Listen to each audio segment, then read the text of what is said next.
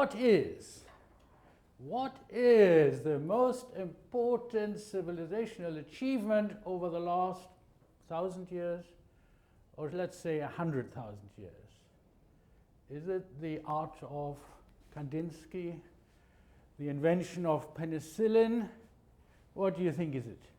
And obviously there can be different views and answers, but have a wild guess given the topic of our discussion today. Limitations on the use of force. Could it be the prohibition of the use of force? I think you're on to something. Thank you. I would argue that the prohibition of the use of force is the greatest achievement of humanity ever. Until 1928, we would heroically ride into war, waving our sword, thinking we'll be back by Christmas, be decked with medals, and we've got something to talk about in the pub for the rest of our lives. A sort of view of war as a glorious thing. We had philosophers who tell us that war is a sort of necessary process of developing the historical spirit of the nation. A kind of glorification of war that really only started to come to an end with mechanized warfare in the Crimean War, and then obviously in World War I, where those who were fighting the war were still the principal victims of war, the soldiers, but they did find that sitting in a trench, suffering from trench foot, eating rats, and emerging from the trench in order to be machine gunned within a few minutes is not such fun. It's not a glorious thing. And it is an experience which marked this continent and those others who were involved in the war for a considerable period, and actually for a period until, 3, 4, 5 years ago? Until not so very long ago. And yes, the prohibition of the use of force initially in the Briand-Kellogg Pact, or Kellogg-Briand Pact to Americans, the prohibition of the use of force was not an immediate smashing success given the outbreak of World War II, but that war just reinforced the lesson that war, in this case a war mainly carried out on the backs also of civilian population, is no longer an acceptable means of conducting international politics. And hence we have Article 2, Paragraph 4 of the UN Charter. We have the intended UN system that was meant to take effective preventative measures to restore international peace and security where it is under threat. And yes, we know the collective security aspect of the system didn't work for a long time due to the outbreak of the Cold War.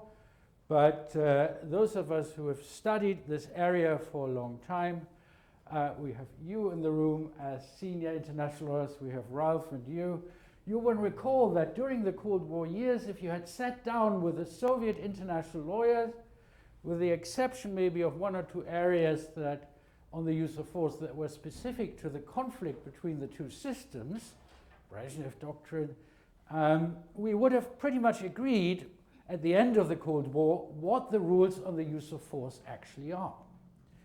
There was stability in terms of the provision of the use of force. Yes, there would be a perennial debate on the criteria of imminence between Bowett at Cambridge and Brownlee at the other place, and they would sort of debate to what extent anticipatory self-defense is permissible or some such issue, but there was a great deal of consensus on what the rules actually are. And we were reassured by the International Court of Justice in the Nicaragua case that told us, yes, violations can occur, but it's no disaster for the international legal system as long as what? As long as states justify breaches of the law in terms of the rule they are actually violating. i.e., as long as states use a justification that is available within international law for justifying non-compliance, i.e. mainly self-defense in those days. A few other occasional exceptions, but in 19% of the cases, I guess, it is self-defense. So that we had a relative stability. We had, yes, no global conflict, perhaps also due to the strategic nuclear balance and other political factors. But as international lawyers, we were pretty confident that we know what the rules are, and by and large, states were trying hard to justify their conduct in terms of the rules. And that, I think, is part of the very significant possible change we are witnessing at the moment. The recollection, at least for us in Europe, that war is not, as you put it, a normal state of affairs. It's a dreadful thing. It is something which for 100,000 years humanity has tried to overcome, to abolish the sense that war is a means of national policy that somehow is legitimate, is a hugely important achievement, and one that I fear we are at risk of losing. And in my presentation today, I will try to set out in the first part a few of the factors that lead to this challenge, to what I claim is the most important aspect, really, of the legal system, prohibition of the use of force, that then we apply that those more general considerations more specifically to the use of force, and finally we come to Iran, although the position, at least classically speaking, on the use of force in Iran would be so clear that there wouldn't be much debate or discussion. Obviously, it's unlawful if you mount an aggressive war, two states against another state, a third state, without clearly established imminent threats. Under our interpretation of Article 51, there can't be much of a debate. Evidently, clearly unlawful. So it is difficult to extract a great deal from this episode specifically on how international legal rules of the use of force are developing more sort of in a micro-technical way. It's more the principle that maybe they don't seem to matter to some states that much, and what is the effect of that in relation to the international system as such. Now, I asked you what is the most important development in human history, and you immediately all answered the prohibition of the use of force. I also sometimes ask an audience, what is the point of law? What are the aims of law? I once did so in Beijing, and the answer was, it is the tool of the imperialist exploitative bourgeoisie to repress the general population. And I thought, okay, maybe it wasn't what I thought of, but all right. But normally the answer you would get is to establish order, peaceful relations, that as soon as we step out of this room, we are not getting knocked over the head and have to fear for our lives. Generally speaking, people think that's the sort of first aim, to protect us from a Hobbesian world. So the use of force is often seen as the key indicator of the functioning of a legal system. Does it deliver, as a minimum, that crucial function? And that is a problem for us, because we have to stand in front of our students and say, well, you hear about these manifest violations of the use of force, of the prohibition of the use of force, or humanitarian law, Sudan, Gaza, all of these cases, which cannot really be explained in terms of the legal rules as we thought they exist.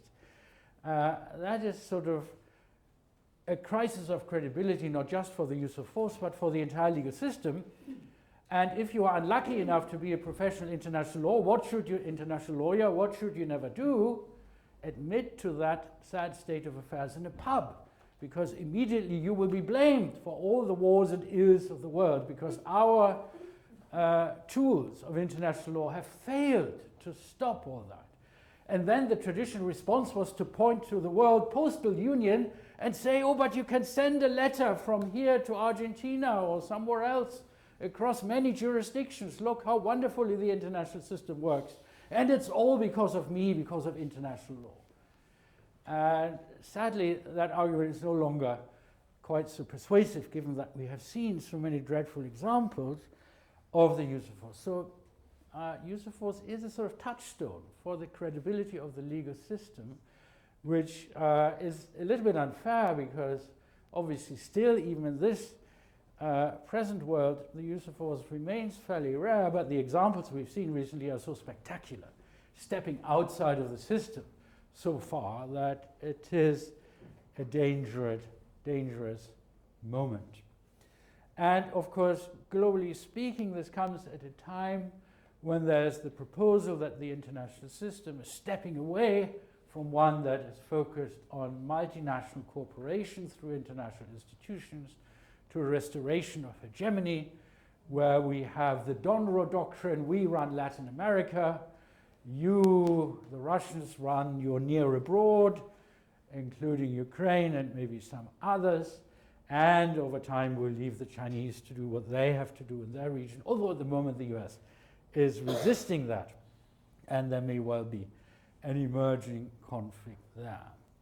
But the Russians have shown us that the idea that we can use force to realign the global system seems to have resurfaced. The idea that you remember just before, in December of 2021, the Russians were proposing 2 treaties that would have required NATO to withdraw from states in Eastern Europe, and some other requests they had which were not particularly realistic, but which gives the background to the use of force, to the objection to Ukraine joining the EU, possibly NATO later on, and to try and rearrange at least regional international affairs through the use of force, through what I guess the Russians thought was quick regime change that would occur.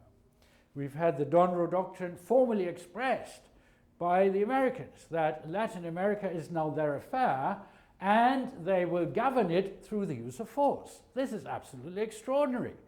Yes, the Monroe Doctrine, well, it was a defensive doctrine against foreign intrusion.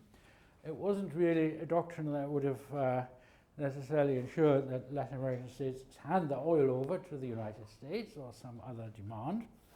But it is quite interesting. We'll have to see to what extent China will stick to its present role, which very conveniently falls to China, which is the role of upholding the international law, the international legal order, saying we are the ones who want to return to the true UN Charter and to core principles, while of course we take the view that the South China Sea is all ours and perhaps some other.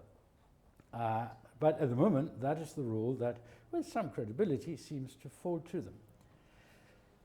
So we have sort of the revival of the use of force as a geostrategic tool of policy. And if you look at the Russian statement to the President of the Security Council and the UN Secretary General, as you know, when you use force in self-defense, as inevitably we always do, you have to send a letter to the UN Security Council invoking Article 51 and explaining why you're using force.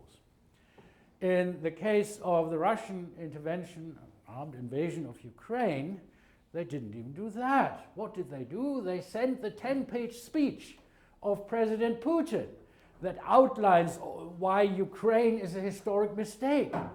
It was Lenin who invented it, foolish as he was, not realizing that this is the historic homeland, heartland of the Russian nation, and that Ukrainians don't really exist. So the idea that you put this forward in a forum and form that we are used to as 5 paragraphs of very precisely drafted legal justification and language kind of was dropped.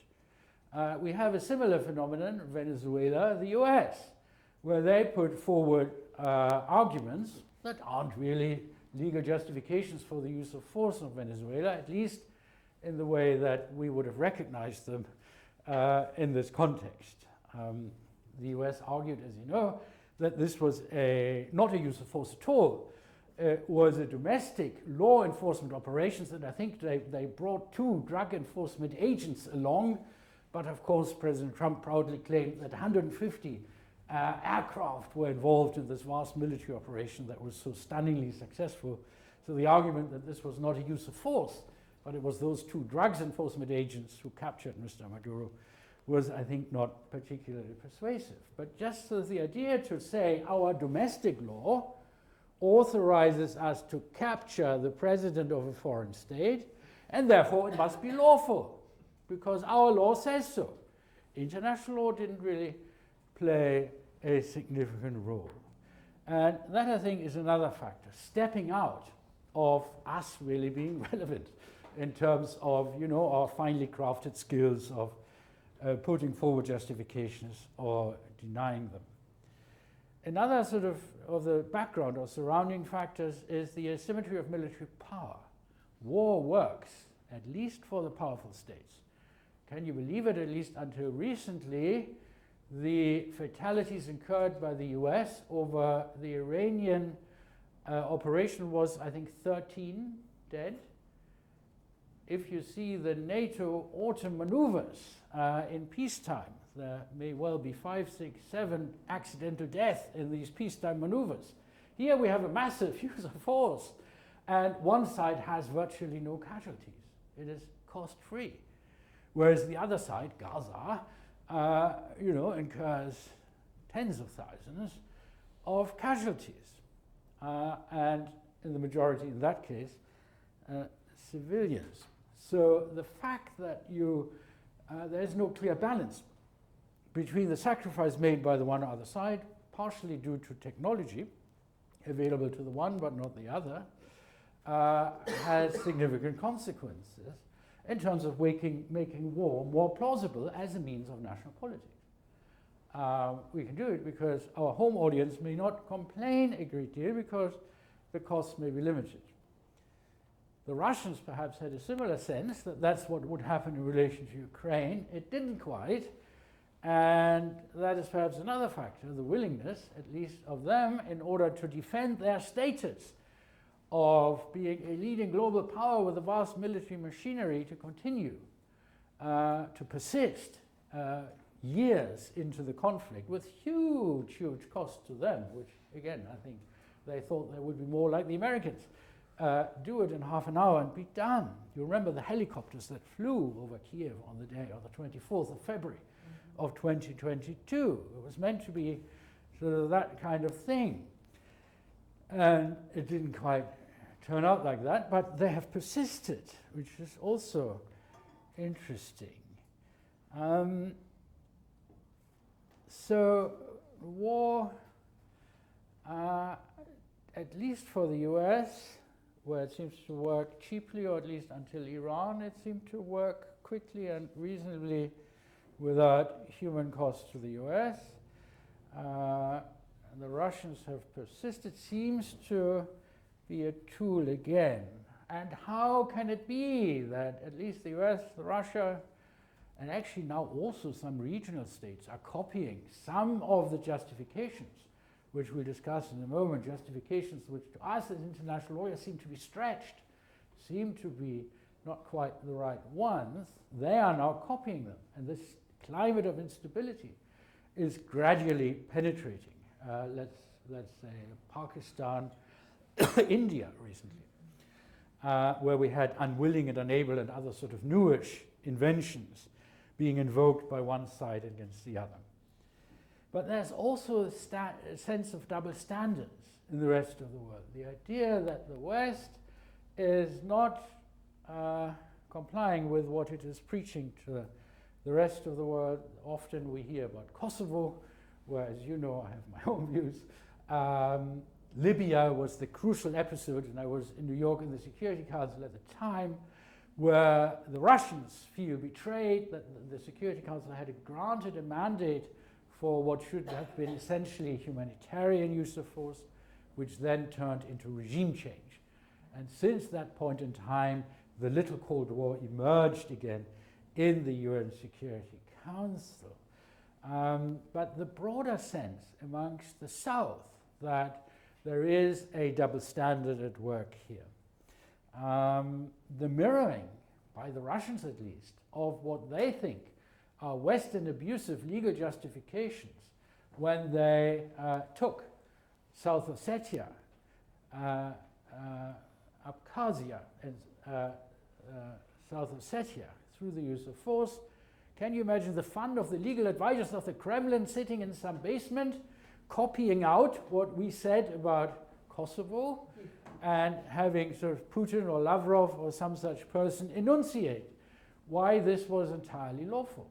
My view is in Kosovo it was lawful, but that was very different from South Ossetia, Abkhazia, or certainly Ukraine in 2014, when again we had this fiction, and in 2022, which suggested that Luhansk and Donetsk had conducted a referendum, then they had declared independence, then they had concluded a defensive agreement with Russia, and then they had invited their forces to come and defend them against genocide, and all that in the space of 5 minutes, all these steps. So, you know, they sort of took the template of some of the Western justifications where, in my view, yeah, they were actually justified by the facts, but applied them in other situations where they weren't. Exhibiting the kind of sense of states in other places, in particular in the South, that the West has also removed itself from application of the classical core principles. Then we have the defection of most of the world from defending the prohibition of the use of force, the most important development of humanity in the last 100,000 years. When we had Iraq invading Kuwait, you had the UN Security Council imposing universal sanctions. You had touching letters from the smallest states of the world to the Council saying, I'll send you a little hospital or something to help in the war. A universal determination to defend the legal order and to defend the prohibition of the use of force as a matter of great international concern, a great international value and good that was at risk. In relation to Ukraine, we had to whip 143 states into adopting a resolution condemning the invasion. By now it's, I think, 97 states adopting the resolution, similar resolutions, which is, you know, half of the world, not the world as a whole anymore. And amazing, the sort of free card. And of course, in the Ukraine negotiations, the vindication of the principle may be that you can acquire territory through the use of force. The formal offer of the United States to accept, to de jure, as a matter of law, recognize territorial change brought about through the use of force, at least in relation to Crimea. All of these are essential parts of the legal system concerning the use of force. Self-defense tries to balance the need to ensure that states can reasonably defend themselves if really threatened by an armed attack. You don't have to wait until you are destroyed before you can start defending yourself. The idea is, if there's an instant, overwhelming necessity, leaving no choice of means, no moment of deliberation, then you can use necessary and proportionate force, the Caroline criteria. All of that is encapsulated in the wording of Article 51 of the UN Charter. If an armed attack occurs, you may note the Z, it is ongoing. But most international lawyers have concluded that the S includes the situation at the very last moment when a chain of events has been set in motion that would invariably result in the landing of the attack on your territory. And this is the last possible moment that you can avert that certain attack. That is the proper, well, the Weller definition of imminence under Article 51. A chain of events has been set in motion that will inevitably result in the landing of an armed attack on your territory or some other object protected by the prohibition of the use of force. And this is the last moment that you can disrupt that attack without causing massive greater harm. That is, yes, a little bit stretching Article 51, but it is a sort of reasonable way of accommodating what states need to secure themselves without unduly undermining the prohibition of the use of force. We had 2002, the Bush administration. My claim to fame is I gave him a passage speech to Condoleezza Rice, then either National Security Advisor or Secretary of State, when they were going to publish their new national security strategy. which said preemptive war is all right. The gathering, I think, clouds of danger or something they sort of had in the national security strategy. And I was sort of arguing to her that if you could only frame it as anticipatory self-defense, keep the gathering clouds, but don't talk about preemptive, have solid criteria for anticipatory self-defense. And after my rousing speech, what did she say? Yes, Professor Weller, you're right. No. She said, oh, you must be from Europe then.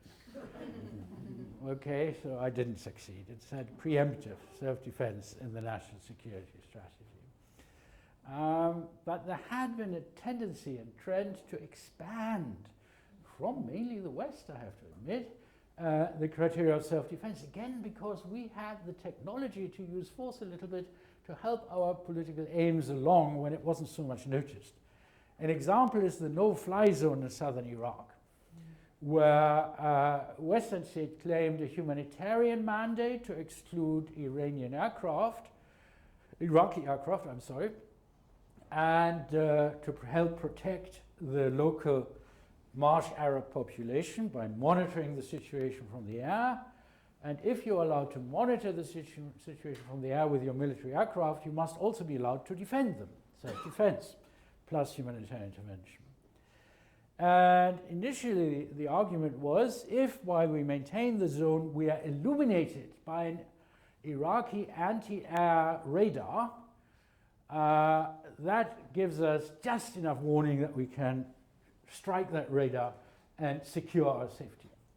But over time, that was expanded and expanded again. Towards the end of the period, it was not when we are illuminated by the radar just because, and they have acquired us as a target, it became when they have switched on the anti-air facilities, it's imminent. And in the end, it was when they have anti-air facilities in southern Iraq, that is sufficient to be an imminent threat, which we can answer in self-defense. And in many other instances, we have a sort of slippery slope, which I have to admit was mainly driven by us, the Western states, because we had the technology to sort of exploit this military advantage a little bit and claim that that was lawful. On imminence, you mentioned 1967. You mentioned that Israel had demanded the withdrawal of the buffer peacekeeping force. That, not Israel, Egypt had demanded the withdrawal of the peacekeeping force. That there were the attacking troops arrayed and ready, the missiles fueled and erected, and the general sense was that, yes, this was a case of genuine anticipatory self-defense. This was the last possible moment that Israel, as a small strip of land, could reasonably still defend itself before an absolutely certainty of an armed attack would occur the next morning, as it were. That was the classical definition. Then we had the opposite. As you know, we distinguish between anticipatory self-defense, preemptive strikes, and preventative action. A preventative action is, you think in 5 years' time the other side will have more tanks and weapons. They've just authorized a defense budget, which shows us that later they will be better prepared to fight us. So we'll attack them now, before they're ready. Preventative war, Clausewitz territory, 18th, 19th century. Preemptive war, well, we think there will be a war pretty soon. They have sort of the capacity to attack us, and it's safer if we attack them first, although we don't quite know when their attack will occur, but we think it will probably. Preemption, the benefit we derive from striking first as a military sort of strategy. And then we have anticipatory self-defense, which is what we said, the last possible moment to inhibit the strike that will inevitably result in landing on our territory. And we have this move from anticipatory to preemption to even more preventative wars, which Israel tried when it attacked the Osirak nuclear reactor in the early 1980s. Was it 81? I always forget. Which was unanimously condemned by the UN Security Council. In relation to Iran, the argument was made that they have missiles, which we found they do have, certainly had within reach Israel, although this year the United States and Israel had destroyed whatever nuclear potential they had, and President Trump had argued that this was a very bitter blow for the nuclear program, setting them back by many years. So imminence, yes. Again, in the Iranian episode, it has been stretched beyond what we normally find remotely acceptable. But if you look at the debate of the Security Council the next day or two, you find that very few states were willing to make that argument. Normally, the international system protects itself from precedents that unacceptably stretch the law by having all of us stand up in the Security Council and saying, that is unlawful, point A, and point B, you are the one who has violated the law, to clarify the legal position. In this case, other than Russia and China, and maybe one other, nobody wanted to say that, which is obviously a reflection of political calculations, not wanting to have a 200% tariff slapped on them, or whatever the reason would be. But the system didn't perform to preserve the core rules of international law on the use of force. In that instance, just in Venezuela, I think it was only Colombia, other than Russia and China, who clearly objected. Oh yes, Denmark as well, because they had the little problem of a Greenland at the time, which is also, I mean, as you know, the threat or use of force, they are both equally as illegal. And if you threaten to take somebody else's territory by force, that actually is, even if they don't really mean it, is a very serious thing. So on imminence, we have other instances. We have the UK Attorney General revising the UK view of what self-defense is under the so-called Bethlehem criteria. Tony Bethlehem, a very nice man, the former principal legal advisor of the Foreign Office, arguing that in the age of terrorism, you can't really see the terrorist sitting in his or her basement building the bomb. So we don't really know when the next attack will be imminent. And therefore, I think absence of evidence of imminence is no evidence of absence of imminence, was the slogan, something like that. So the fact that you can't see them do it doesn't mean that the attack isn't imminent. But of course, then you need to have other criteria to limit self-defense. We have targeted assassination. Not quite clear whether that's part of self-defense or just a human rights violation or violation of the sovereignty of the target state if they haven't agreed. Fairly loose. Then we have claims to act on behalf of the international community without having a firm mandate. Yes, you could say Kosovo was one of those. I still think under humanitarian intervention it was still justified. But obviously Iraq, 2003. 1441 does not grant in itself a mandate for the use of force. Force is nevertheless used, and the argument is sort of we do it in pursuit of the aims of the United Nations, disarming Iraq, which is a good thing for the world at large.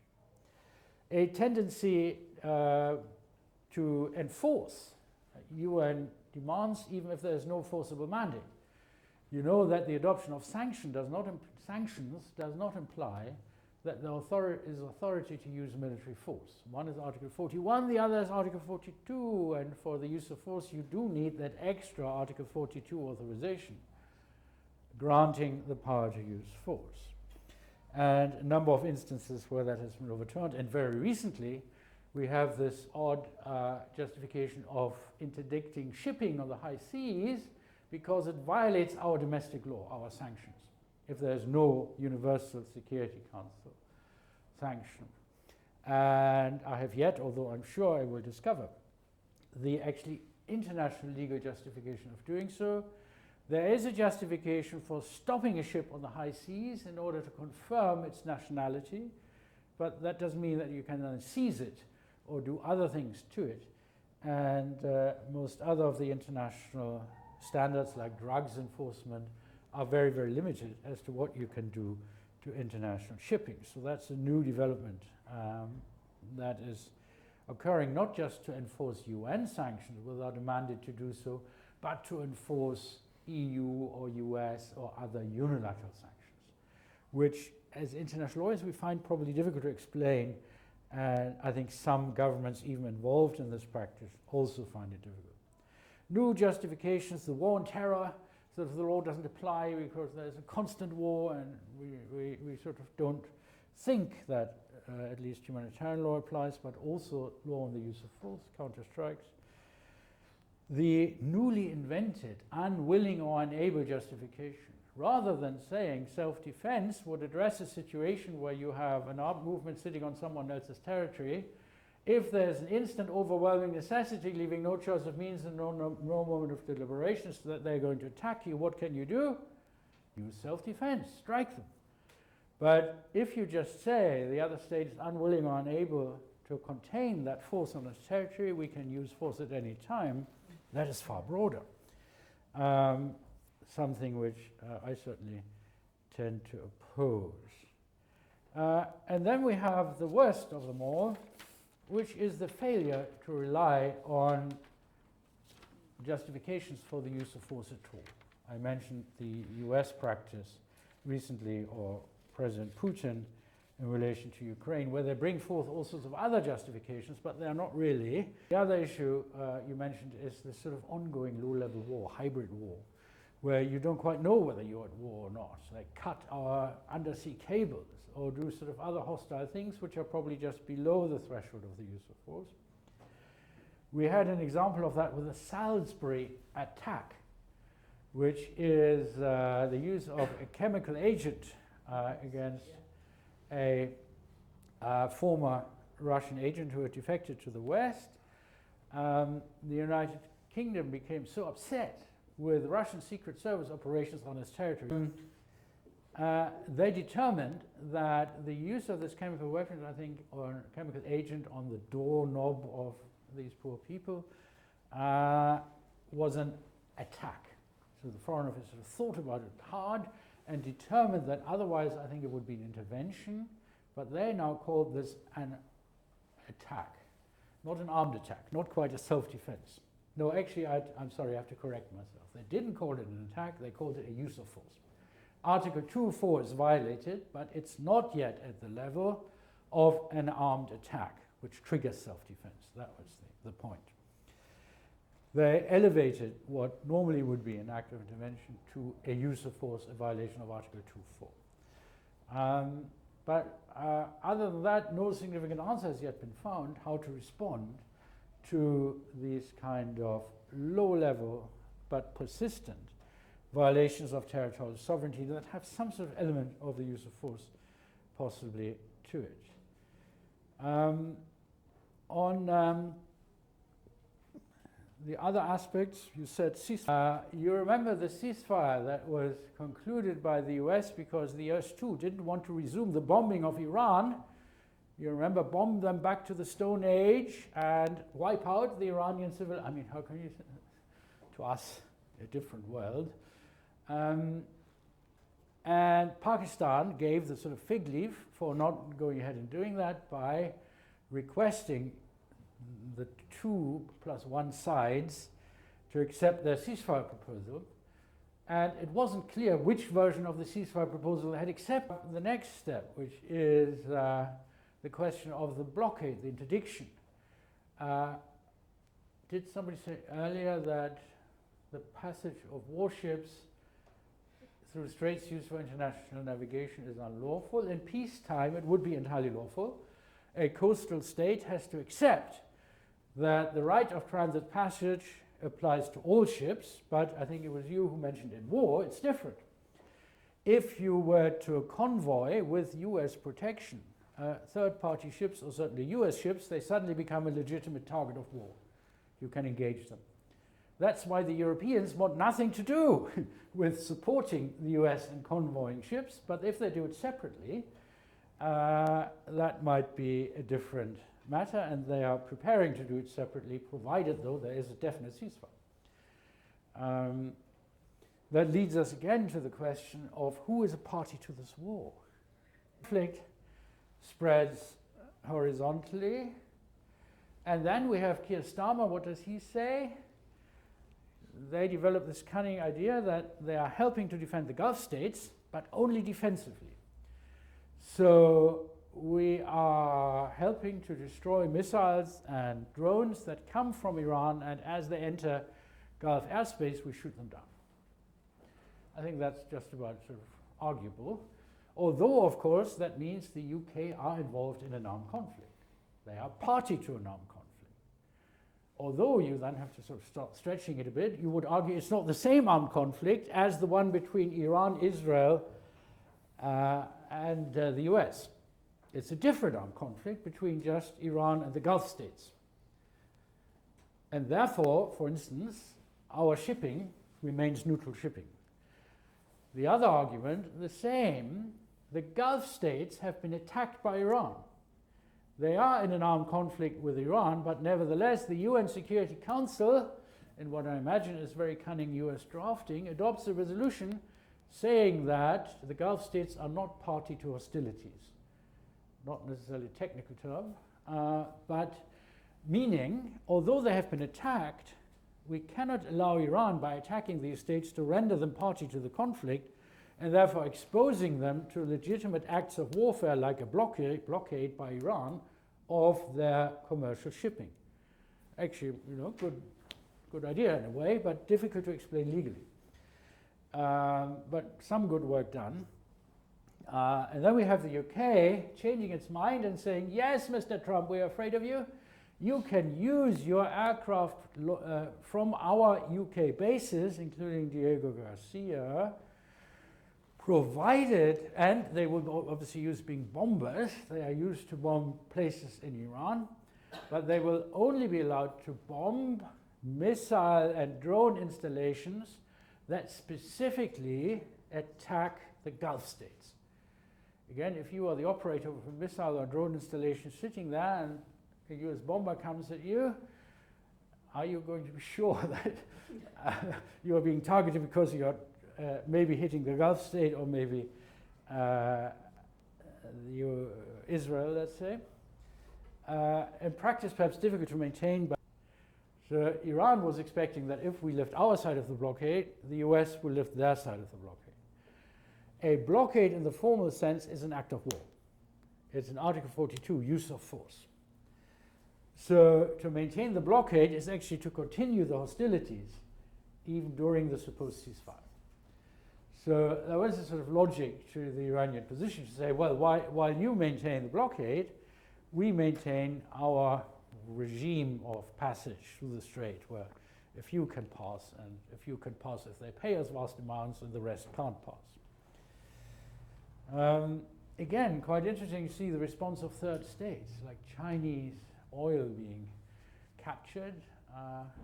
Mr. Trump will visit the Chinese president fairly soon, and there's an argument to say that the US is trying to bolster its bargaining power for economic discussions by imposing this on poor China.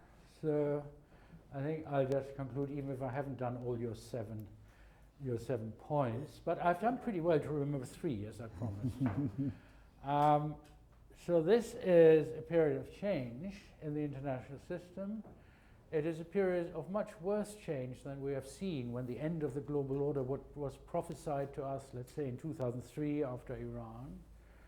I think there will be some longer-term ramifications of some of these developments, but it's not hopeless. The week after the Venezuela operation had been debated in the Security Council, there were two meetings called by states from the South. The first one was on maintaining and defending the international rule of law.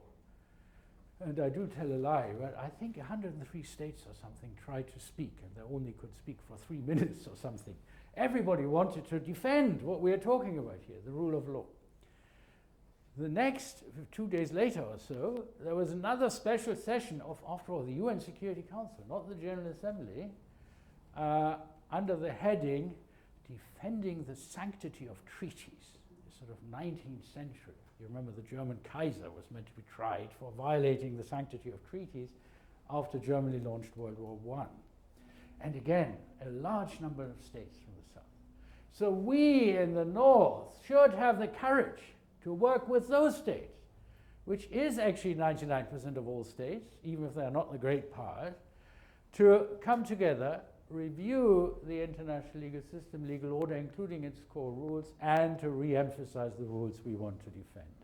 Let's have the courage to defend what I told you at the beginning, and I know by now you are persuaded, is the greatest achievement of humanity over the last 100,000 years. Thank you so much. We thank Professor Weller.